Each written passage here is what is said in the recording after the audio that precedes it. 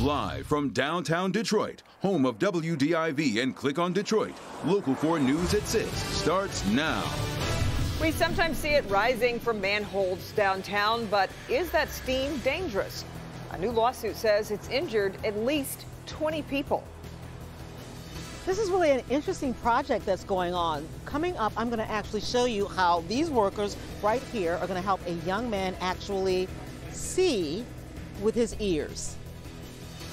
Our Paula, also a 90-year-old Rochester Hills man fights for his life in a local hospital after being attacked in his own home by a neighbor. All coming up. We're going to begin here on Local 4 News at 6, though, with big breaking news of the day coming out of Washington. The Speaker of the House, Nancy Pelosi, announcing a formal impeachment inquiry into President Trump after reports of the president asking a foreign government for help in next year's election. The president must be held accountable. No one is above the law.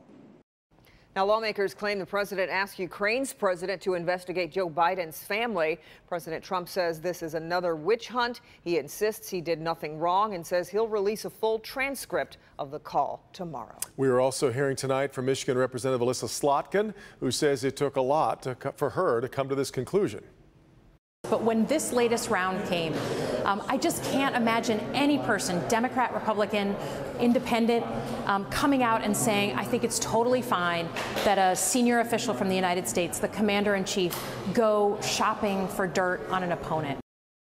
Much more reaction ahead on NBC Nightly News with Lester Holt. That begins after this newscast at 6:30. Other news here today that we're following at 6. The sound of glass breaking at 2 in the morning awakened a Rochester Hills senior citizen who did what any of us would do. Yeah, you're right. He went to go check it out only to find someone in his house threatening to kill him.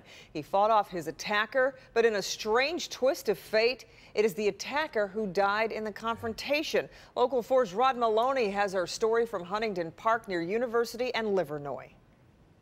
To call this bizarre and unusual would really be an understatement. This is, after all, Rochester Hills, expensive condominiums. One of the neighbors who didn't want to go on camera says that the elderly gentleman who lives here could be seen walking around the complex with a walker. These are the Huntington Park condos. The sheriff's office received a 911 call from a resident living next door to the condo broken into who couldn't find his 44-year-old roommate. Oakland County Sheriff's Lieutenant Steve Jacobs explains. Went around looking around to see if he could find him while we were also searching the area. He found blood on the door handle of the victim's condominium. So he walked around the back and found a window broken open, and he immediately called us. The window smashed to gain entry is now boarded up. Jacobs tells Local 4 when the break-in started, the unidentified intruder somehow cut himself, slicing open an artery. He proceeded to attack the 90-year-old man with lamps, a table, and stabbed him with scissors inside while he bled profusely from his own arms and legs. The victim told deputies the intruder made a most incredible remark during the attack. Well, he made a statement to the victim when the victim first confronted him that he wanted to see somebody else die before he did. Sheriff's deputies found the intruder dead on the condo floor, having bled out, and the elderly man crying out for help. They rushed him to the hospital. He's in serious but stable condition. It seemed like they had a strong will to survive, and he fought back very well. I think that's why he's alive today. There's also another reason why he's alive today. The elderly gentleman decided to play dead to make his attacker feel like he had succeeded, and then he outlived him. Back to you. A smart move there. So, Rod, you showed some video of that would look like boards over windows. How much damage was there in the apartment? Well, we are told that it was a disaster inside, that the 90-year-old gentleman in a walker put up such a fight that the place is essentially trashed and it's covered in blood. Yeah, unbelievable. All right. Thanks, Rod. Devin. We have all seen that steam that sometimes rises from below the streets of downtown Detroit. Many of us never give it much thought. Well, a new lawsuit on behalf of 20 people claims that the steam is dangerous. Larry Spruill live with a multi-page lawsuit. They just filed this, Larry. Yeah, good evening, Devin and Kimberly. I got my hands on this 17-page lawsuit. As you can see, it lists 20 people a part of this claim. The defendants in this case are manhole covers like this one, the steam that comes out of them, and the companies behind them. You see them everywhere across Metro Detroit, the manholes and steam, really a part of life for people living here in Detroit. But recently, the manholes, steam, and the companies behind them, Detroit Thermal LLC, Detroit Renewable Energy LLC, and Project Miss Hold Co. LLC are the center of a 17-page lawsuit. The companies, they're all for-profit companies, and either individually or in concert have been responsible for burning our clients. Attorneys Robert Lancey and Nicholas Vesrini are representing 20 clients in the lawsuit.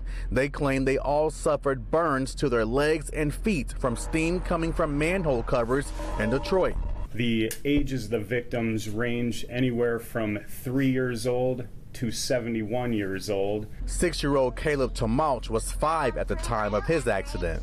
To see your son go through that is really hard. Sarah Tomauch says steam from the manhole burned her son while at the Science Center downtown. He was simply walking across the street.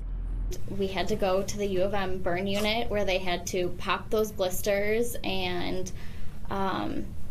put bandages on them, and we had to clean them ourselves. Brandon Dumas injured in a hit-and-run accident. He landed on the manhole covered. Right now, I'm more or less recovered. When it first happened, I was severely injured.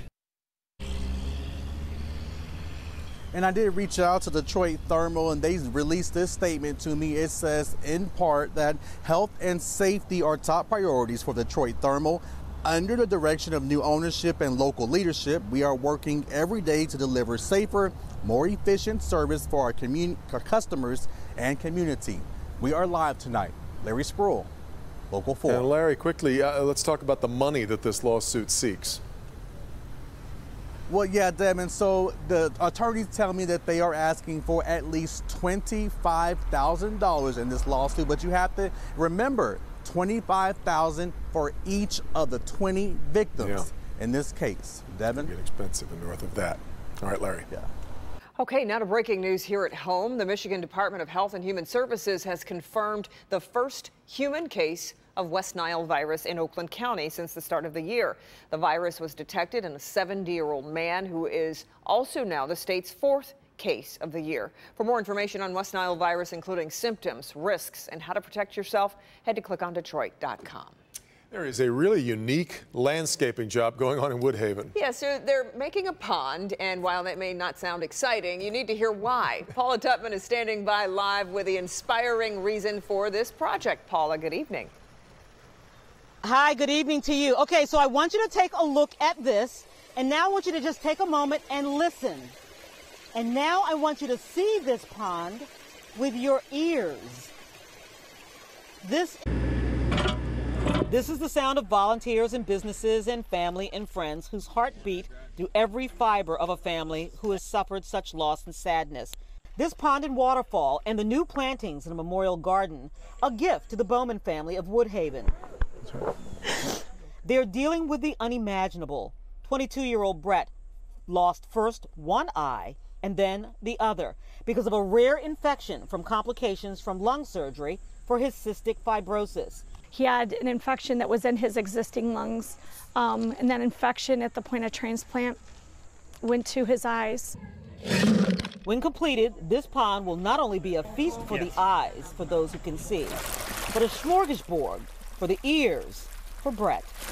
When Poseidon Ponds and Landscaping heard of this family's plight, they pulled together a team to install this backyard water feature. We were very excited at the opportunity to give them a place to heal and to relax. When they heard that last week Brett had lost both eyes, they added other features so that when he returns tomorrow, he can actually see the pond with his ears. On the waterfalls, create specific kind of pinched waterfalls, which generates a lot more water noise. The enhanced sounds will give a sense of audible intelligence by evoking the sounds of things Brett once could see, but now will only be able to hear.